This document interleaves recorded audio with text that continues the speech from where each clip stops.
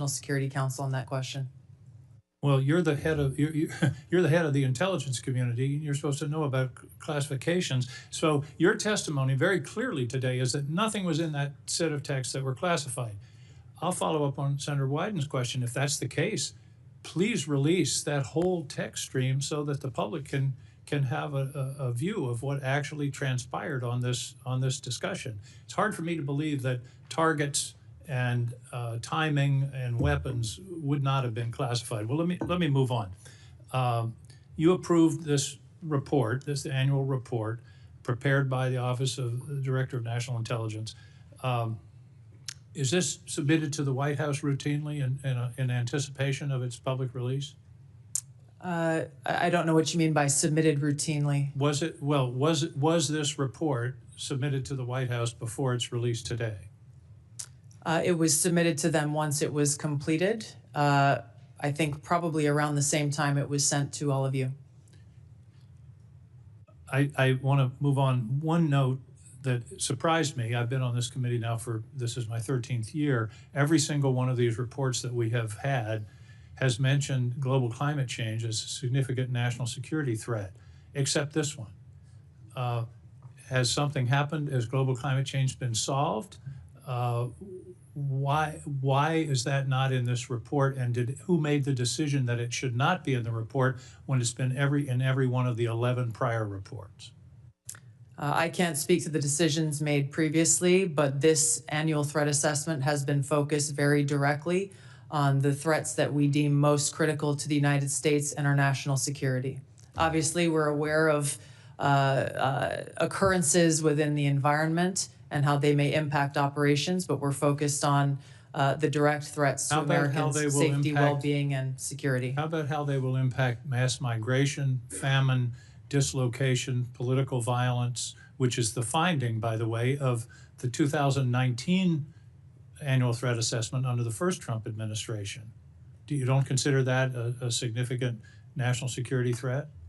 For the intelligence community, being aware of the environment that we're operating in is a given. What I focused this annual threat assessment on, and the IC focused this threat assessment on, are the most extreme and critical direct threats to our national security. Let me ask a direct question. Who decided climate change should be left out of this report after it's been in the prior 11? Where was that decision made? Gave direction to our team at DNI to focus on the most extreme and critical national security threats that we face. Your direction include no comments on climate change? Senator, as I said, I focused on the most extreme and direct national security threats. That's not a response to my question. Did you instruct that there be no finding in terms of climate change in this report? I don't recall giving that instruction. Final questions in a few short seconds that I have left. You all concede, and it's in the report repeatedly, about the cyber danger from China, from Russia, from Iran. Why then is the administration deconstructing CISA? 130 people fired. The General Hawk talked about the importance of public-private cooperation. That section of CISA seems to have been disestablished. What possible policy reason is there for undermining CISA's relationship to the states with regard to elections and to the private sector with regard to cybersecurity when the cybersecurity threat is only growing? Anybody want to tackle that?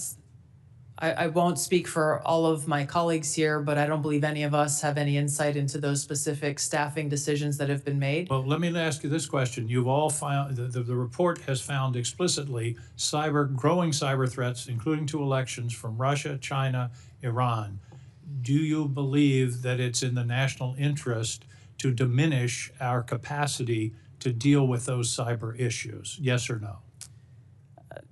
President Trump is focused on effects and making sure that the people that we have and the resources that we have are focused on our national security. He and his team recognize that more people doesn't necessarily always mean better effects. Those are some of the things that are driving the changes that we're seeing across the administration, is getting all of our agencies back and focused on their core mission. General Hawk, do you agree that... Senator King, your time has expired. Time is up. Thank you. Senator Rounds. Thank you, Mr. Chairman. First of all, thank you to all of you for your service to our country. With regard to the issue surrounding Signal, I'm going to address it, but I'm going to address it in the closed session so that we can get more in depth into that issue. In the meantime, I want to direct my first question to Director Ratcliffe. As the debate continues in Washington regarding spectrum, what can you share in this unclassified setting regarding the critical nature of spectrum to national security interests generally? Thanks for the question, Senator. I know this is an issue of great interest to the Senate, and the potential auction of commercial space on spectrum. Those, as you correctly point out, the discussions about spectrum, I will start out by saying there are national security implications from such an auction were to take place to both the DoD and the IC. I think the discussions that we need to have in a classified setting, I can relate to you that the direction from early meetings that we've had is that the discussion about where that might take place would not affect specifically CIA or IC equities, and I hope that's the case where the discussion goes. But I think we need to be concerned that a public auction at bands at certain levels would have an impact on our ability to deliver an accurate intelligence picture. In other words, there are parts of the spectrum which simply cannot be shared with the commercial. That's correct. All right. Thank you. And we can talk about the specific reasons about why in a classified setting that would cause a diminishment of our ability to deliver a good threat picture to the Commander-in-Chief. And in some cases, life or death consequences Absolutely. Involved. Thank you.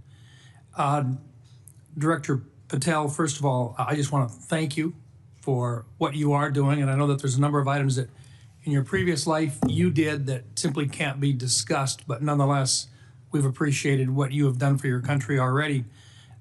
Today, I just wanted to talk to you about, we've seen a series of public news reports about ISIS threats within the United States. And there have been several successful interdictions, Oklahoma City, Philadelphia, New York. Although the question remains as to the total number of ISIS operatives who were able to breach porous borders in the months and years before policy changes in this January of 2025, to what extent is the FBI tracking operatives who remain in the United States today, and what is the FBI doing to track them down? Thank you, Senator. I appreciate your question and your comments. So the priorities at the FBI since I took over have been violent crime and national security, and this speaks directly to national security. The direction for the FBI is to track down any individuals with any terrorist ties whatsoever, whether it be ISIS or another foreign terrorist organization, and now to include the new designations of the cartels down south and elsewhere. So the FBI is utilizing our Joint Terrorism Task Force, which are situated in all 55 field offices. But the key to success there is our partnership with state and local law enforcement who have the ground level intelligence on some of these operatives. And as you've highlighted, we've already shut down numerous threats, and we've identified publicly where permissible these threats and individuals and where they're coming from. And I think the FBI is doing a very good job right now in collecting this information through our interagency process. And we will continue to thwart every bad actor affiliated with a terrorist organization or otherwise. Thank you. And Director Hawk, first of all, look, you've talked a little bit already about Salt Typhoon, but what I want to really get into is the things that are moving right now that you haven't had a chance to address, and in particular, Cybercom 2.0 and the need to accelerate that particular plan moving forward. Can you talk just briefly, I've got 40 seconds left, talk to us a little bit about how critical 2.0 is in terms of countering the cyber activity that's going on through nefarious actors. Senator, what we were asked to do by Congress was to look at what's the force generation model for the Department of Defense to be able to generate cyber forces. Based off of that request, I produced a recommendation for the Secretary that outlined 3 critical things, which is really how we manage the talent, how we develop the talent in the department, and also how we equip that talent underpinned by compute and AI. We've brought that plan initially back to Secretary Hegseth. He told us to go faster. We've delivered him that plan. And now, based off of his guidance, we will now begin to move forward with the rest of the department. Thank you. Thank you, Mr. Chairman. Senator Bennett. Thank you, Mr. Chairman. Thank you very much for holding this hearing, and thank you for being here. Mr. Director Radcliffe, it sounds to me like your testimony today and the Secretary and the DNI's testimony is that there was nothing wrong at all with the signal thread that you were on, that it didn't include any targeting information or battle sequence. That is your testimony. That's your testimony. And I'm a little staggered that that is your view, Director Radcliffe. Does the CIA have any rules about handling of classified information? Yes or no? Yes. Thank you, Director Radcliffe. Do you agree, Secretary of Defense Pete Hegseth said this morning when asked by members of the press what had happened, he said this morning in Hawaii that Atlantic Editor-in-Chief Jeff Goldberg is a, quote, deceitful and highly discredited so-called journalist who's made a profession of providing hoaxes time and time again. Do you share that evaluation, the Secretary of Defense's evaluation of Jeff Goldberg as a journalist? Senator, I didn't see those comments. I don't know Jeff Goldberg. So do you share that view of the Secretary of Defense? Well, I don't have a view on. Okay. Do you assuming that he has that view, I'm curious about whether you are the CIA director, okay? This has happened. We know it's happened. Did Jeff Goldberg somehow, did he create a hoax that allowed him to become part of this signal thread? Please answer the question. You don't insult the intelligence of the American people. Did he invite himself to the signal thread? I don't know how he was invited, but clearly he was added. Clearly it was. Finish your sentence, please. Clearly he was added to the signal group. Your question is, you don't know that the president's national security advisor invited him to join the signal thread? Everybody in America knows that. Does the CIA director not know that? I've seen conflicting reports about who added the reporter to the signal messaging group. You think that it's perfectly appropriate that there was a reporter added, especially one that the Secretary of Defense says is deceitful, highly discredited, a so-called journalist who's made a profession of peddling hoaxes over and over again? Is your testimony that it was appropriate that he was added to this signal thread? No, of course not. And why did you not call? Hold on, you, Senator. You are the mischaracterizing my testimony. Good. You answered the question. Let me ask you: when he was added to the thread, you're the CIA director. Why didn't you call out that he was present on the signal thread? I don't know if you use signal messaging app. I do. Not for classified information, not for targeting. Well, neither not do I, for Senator. Remote. Neither do I, Senator. Well, that's what your testimony is today. It absolutely is not, Senator. Were you not listening at the beginning? No. When I said that I was using it as permitted, it is permissible to use. I agree that's your testimony. Yeah. I agree that's your testimony. You asked me if I use it, and I said not for targeting, not for classified information. And I said I don't either.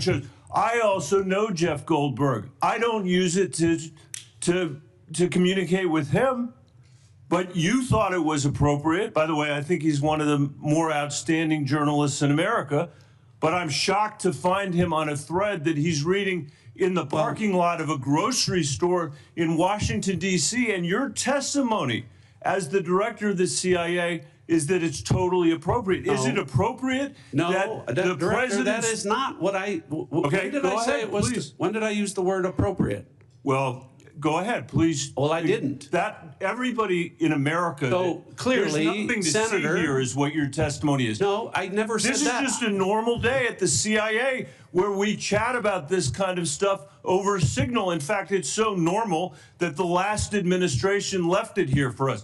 That's your testimony today. That's your testimony. No, that's Senator. not my testimony. That's what you said. I didn't say any of those things that you just related, I Senator. heard you say it. We'll let the American people decide. Let me Well, I ask think you one final point. I'm out of Mischaracterized time. it. Well, are you going to give me a chance Is it to... appropriate? Did you know that the president's Middle East advisor was in Moscow on this thread while you were, as director of the CIA, participating in this thread? Were you aware of that?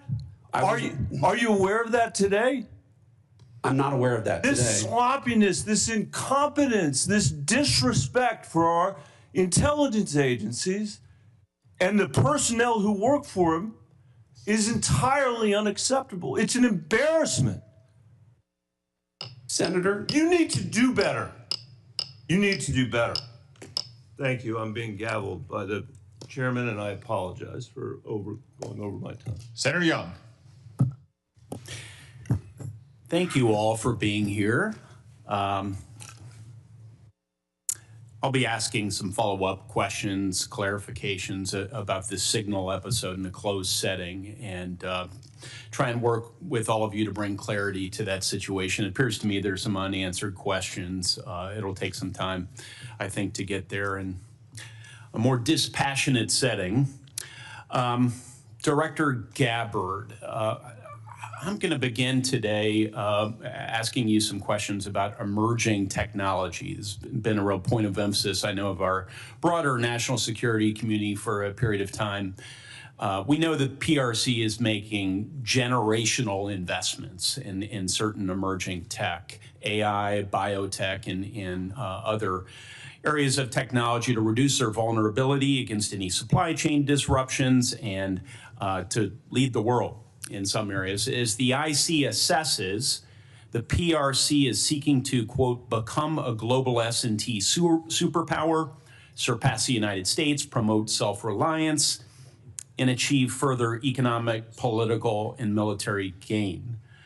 So, Director Gabbard, can you describe the actions China is taking to operationalize that IC assessment in ways that directly target the security and prosperity of everyday Americans?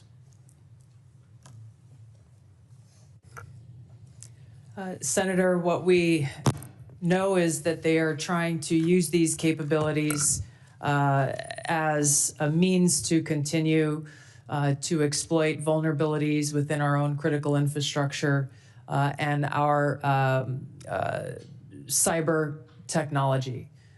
Critical infrastructure is a key area of concern given what we know has already been exploited, these asymmetric attacks that have been placed within our critical infrastructure that are of serious concern given how they could be exploited, especially during a time of conflict.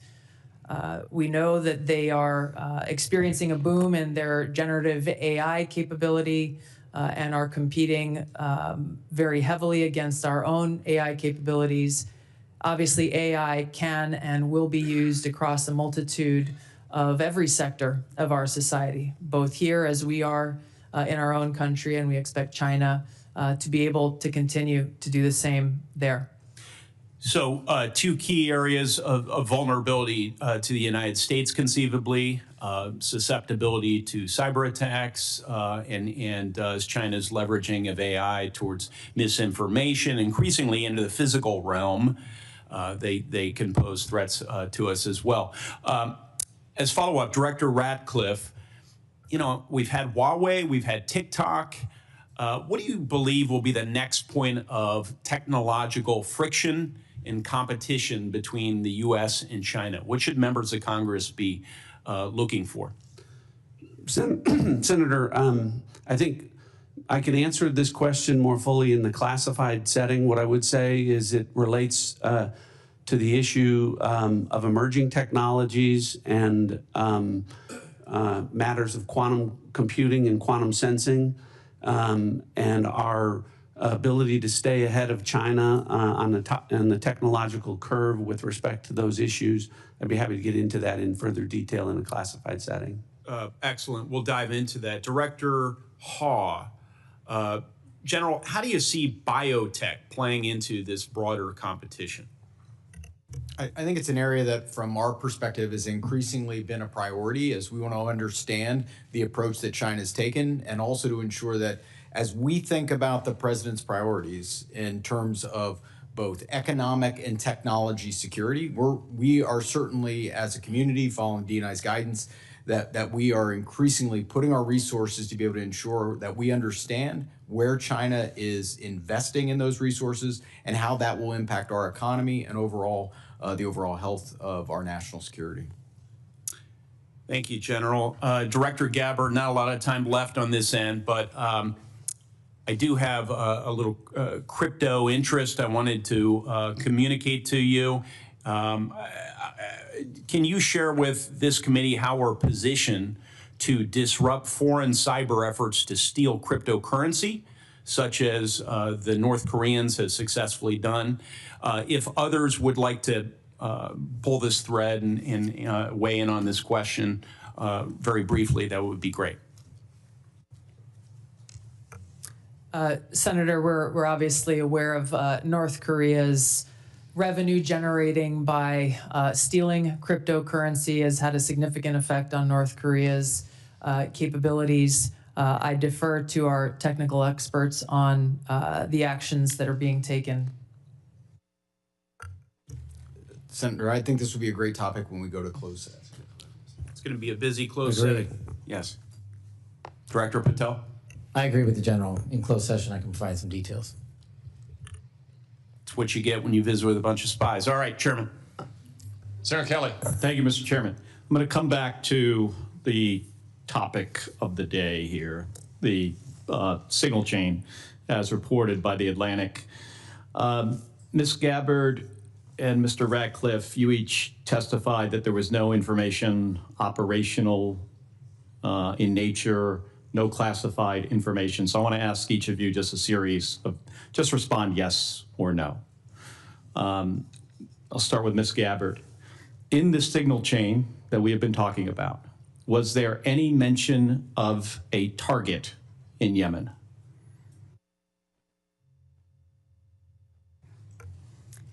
I don't remember mention of specific targets. Any generic target?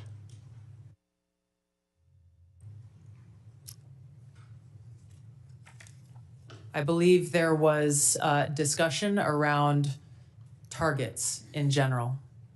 Mr. Ratcliffe?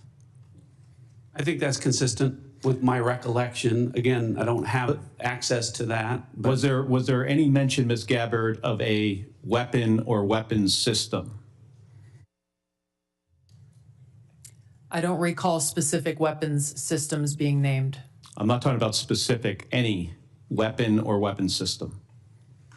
I don't recall specific names of systems or weapons being used or named within the Well, I'm chat. not asking whether, I don't want you to tell me what the specific weapon was, but any weapon at all. Mr. Ratcliffe, same question. I don't recall. How about anything about timing? Ms. Gabbard? I don't recall specific timing. Was there any I won't mention? get into the detail of the conversation, but obviously there was a significant amount of planning and internal discussions that had occurred prior to and outside of this signal chat. Mr. Ratcliffe, you're nodding your head. Any mention of any military unit whatsoever? Mr. Ratcliffe? Not that I recall. Ms. Gabbard? Not that I recall. Okay, so I understand that DoD policy prohibits discussion of even what is called controlled unclassified information, or CUI, on unsecured devices. Are both of you aware of that DoD policy?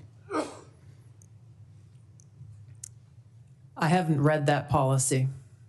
Not familiar with the DoD policy, but I would say that the Secretary of Defense is the original classification authority for DoD in deciding what would be classified information.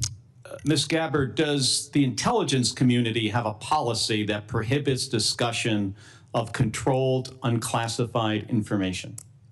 Yes. It does. Okay. Controlled unclassified information, according to DoD, includes information that has not been approved for public release. Would you, of what's been disclosed publicly of the signal chain, would either of you feel that that would be approved for public release? Ms. Gabbard.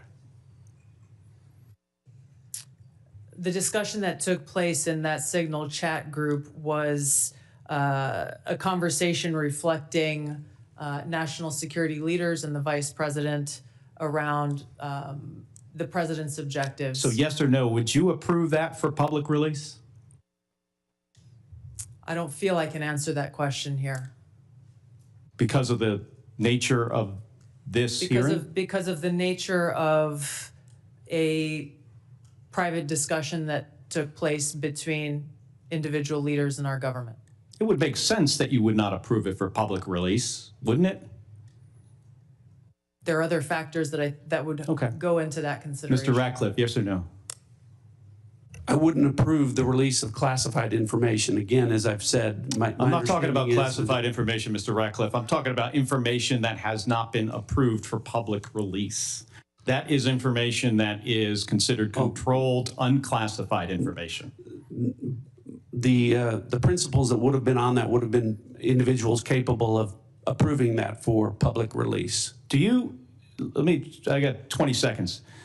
The deliberation as to whether or not we should launch a strike on another country, would you consider that classified information, Ms. Gabbard? Well, the information was not classified. I'm not talking about this. I'm just talking about deliberation from principles as to whether or not we should launch a strike on another country. Would you consider that classified information? I'm not talking about what happened this week. There are other factors that would go into determining that classification. Mr. Ratcliffe, the deliberation between principals in our national security apparatus about whether or not to strike another country, would you consider that to be classified information? Pre-decisional strike deliberation should be conducted through classified channels. Thank you. Thank you, Mr. Chairman. If I may, I just want to return, Mr. Ratcliffe, to your answer there in part. Senator Kelly, it's been raised at several occasions now in this hearing about whether classified information was discussed in this chat. And you mentioned about the Secretary of Defense being what you called, I think, the original classification authority. Correct. Correct. I think it's important for the public to understand that although you and Director Gabbard are original classification authorities on many matters, you're not that for all matters that might be classified in the government. Is that right? That's correct. So if the Secretary of State has classified sensitive diplomatic details, that's his authority. If the Secretary of Energy has sensitive classified information about our national laboratories, that's his authority.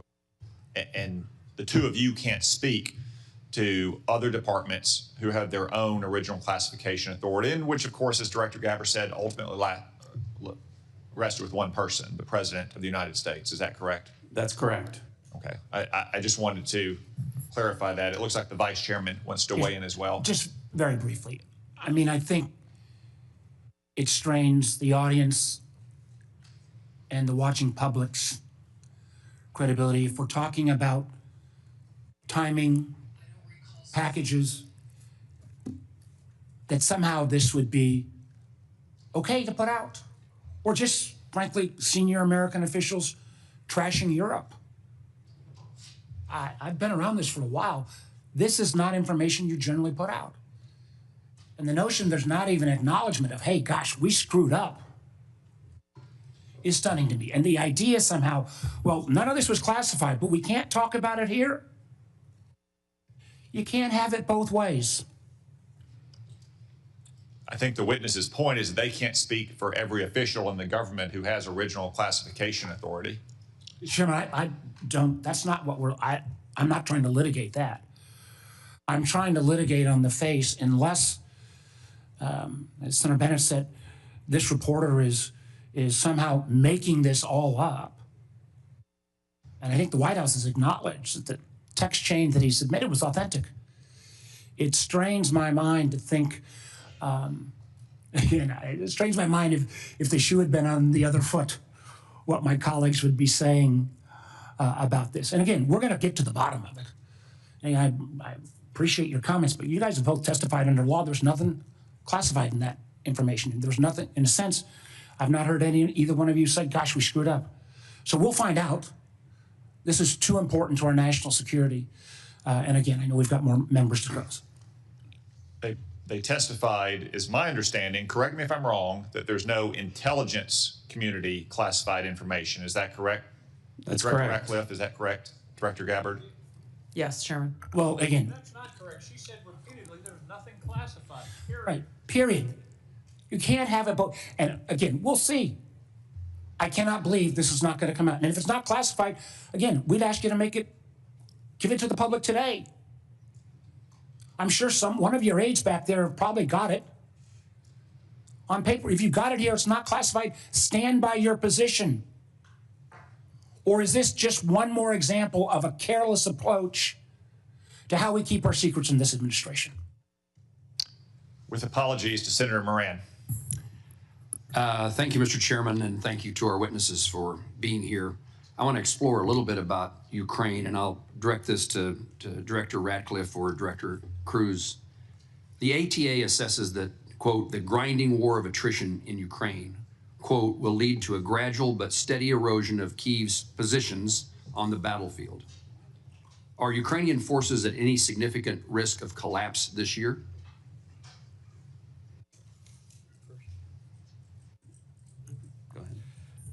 Before I turn it over to Director Ratcliffe, I think both sides are working through the equipment that they need, the industrial base they need to support that, and the personnel that are required to man all of that equipment and man the front lines. And as we see the battle space in the various portions, whether it's in Kursk, whether it's in any of the 4 oblasts, we see areas where Kyiv will struggle to prevent the slow attritional grind. We do not see an imminent collapse in any of the line of control battle spaces at this point. And then vice versa. That answers my question, unless you want to add something, Director. Whatever advantages in manpower and material they have, can Russia maintain its operational tempo without significant changes to how it's conducting the war? I think our assessment from a military perspective is that Russia has the ability to sustain its campaign longer than Kyiv would. Now, when that timeline hits, we do not have an assessment of, but I believe that if this were to go on for more than the remainder of this year, both sides would have a significant challenge maintaining their defense industrial base as well as their operational ops tempo. Longer than this year? That is correct, and they will each have difficulty at various points throughout the spring, summer, and fall as well. Thank you. Director Ratcliffe, ATA says continuing the Russia-Ukraine war perpetuates strategic risks to the United States of unintended escalation to large-scale war and heightened insecurity among NATO allies.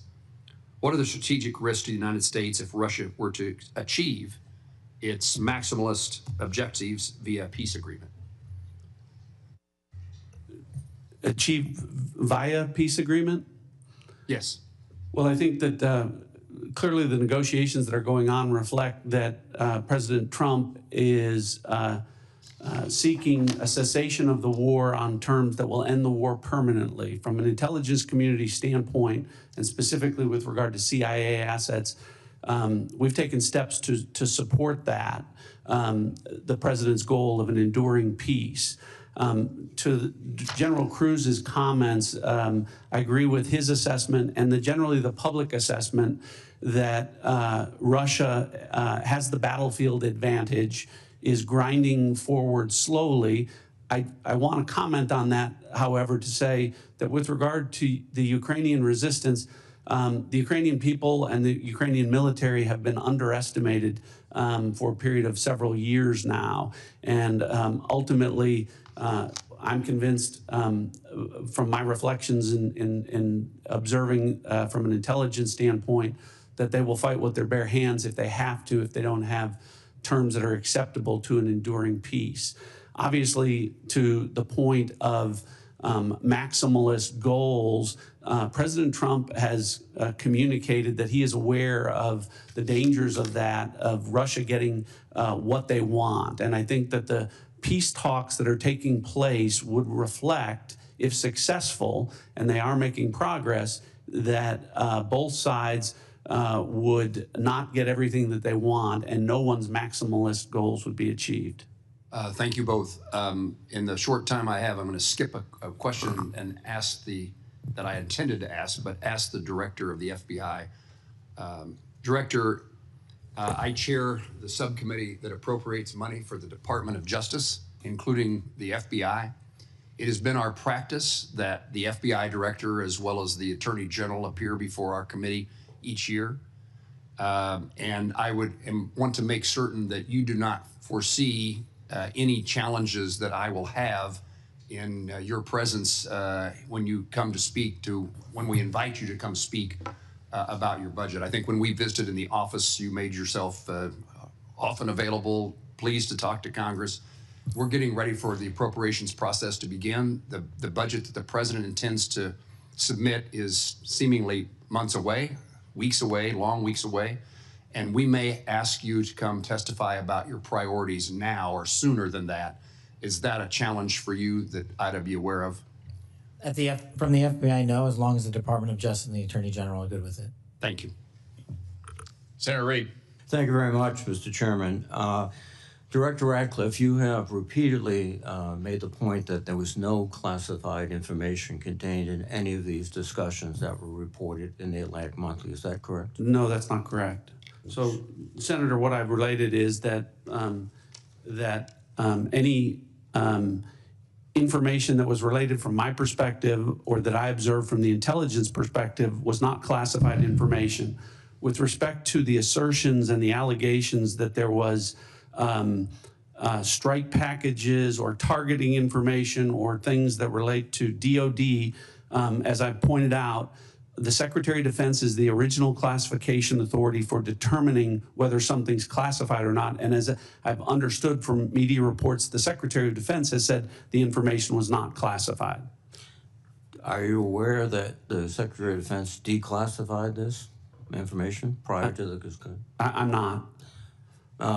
Director Gabbard, same question. You've indicated, at least the impression I got, was there was no classified information discussed. Is that correct?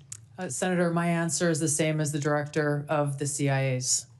So the question has to be posed to Secretary Hegseth whether he declassified the information and at what point he did declassify it. Do you agree? Yes, I defer questions to the Secretary of Defense. Okay. Director Patel, are you conducting an investigation of these discussions and activities? Thank you, Senator. As I informed the vice chairman on the same question, I found out about this late last night, early this morning, so I don't have an update for you on that. Well, thank you. When you get an update, we'd appreciate it very much. Yes, sir. Director Gabbard, were you overseas during any parts of these discussions? Yes, Senator, I was. Were you using your private phone or a public phone for the signal discussions? I won't speak to this because it's under review by the National Security Council. Once that review is complete, I'm sure we'll share the results with the committee. What is under review? It's a very simple question. Are you your private phone or an officially issued phone? What could be under review? National Security Council is reviewing all aspects of how this came to be, how the journalist was inadvertently added to the group chat, and what occurred within that chat across the board. But so you were not going to disclose anything about whether you use the phone. Director Ratcliffe, there's been indication that the CIA has warned recently retired personnel about the vulnerabilities of Signal and other encrypted messaging applications. If that's the case, why were you discussing these issues on Signal? Senator, Signal use, as I've said repeatedly, is permissible for work purposes. I've never said that end-to-end encryption apps like Signal are a substitute for classified systems. And I was not discussing classified information in this setting. But as you've indicated previously, perhaps the Secretary of Defense was discussing classified information, and only he can be held accountable in terms of whether it was classified or declassified at the point when he spoke. Is that accurate? Well, I didn't say it that way. I said the Secretary of Defense is the original classification authority, and my understanding is that his comments are that any information that he shared was not classified. But you have no way to verify that? I don't. Again, this is a very troubling example and a great lapse in our intelligence and our discussion. One further point, if you are not aware of any classified information on the discussions back and forth, would it be appropriate for the author to release the entire text of what he heard and transcribe? I think the author has released, my understanding, essentially almost all of the information as it's been related to me. I don't know what calculation the author made with regard to what information would be released or not. Well, he again, I can again confirm that with respect to the communications that were related, as to me, there was no classified information. According to the article, quote, the message contained information that might be interpreted as related to actual and current intelligence operations, and the author did not disclose that information.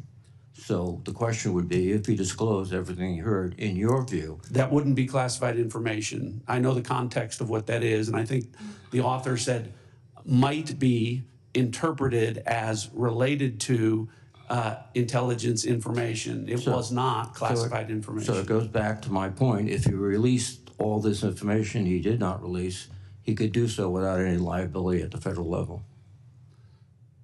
I think you're asking for a legal answer that I'm not able to give you, but. Mr. Patel, can you opine? You're a lawyer and you're the director of the FBI. Would he face any legal liability if he released the information? Because of the questions you and the Vice Chairman have put to me, I'm not going to prejudge the situation, and that legal call is ultimately for the Department of Justice. Thank you. Thank you very much, Mr. Chairman. Senator Ossoff. Thank you, Mr. Chairman, and thank you all for joining us and for your service. Just to make sure I understand some of the basics here. So, Director Ratcliffe, you were a member of the Houthi PC small group signal chain, correct? I was. Yeah, and so were the Vice President, the Secretaries of State and Defense, the National Security Advisor, and Ms. Gabbard, correct? I believe so. I don't have a list of who was invited to be on. And so was national political reporter Jeffrey Goldberg, correct? I don't know that. Yes, you do. I don't know Jeffrey Goldberg, and I've already testified. I don't know whether or how he was added. Okay, well, he was a member of the signal chain, and the discussion included the Vice President's private opinion on the wisdom of proposed U.S. strikes in Yemen, correct? I don't recall. Vance, quote, I think we are making a mistake. I am not sure the president is aware of how inconsistent this is with his message on Europe right now. There was a strong argument for delaying this a month. You don't recall? I don't, as you don't recall seeing that? Read that, I don't.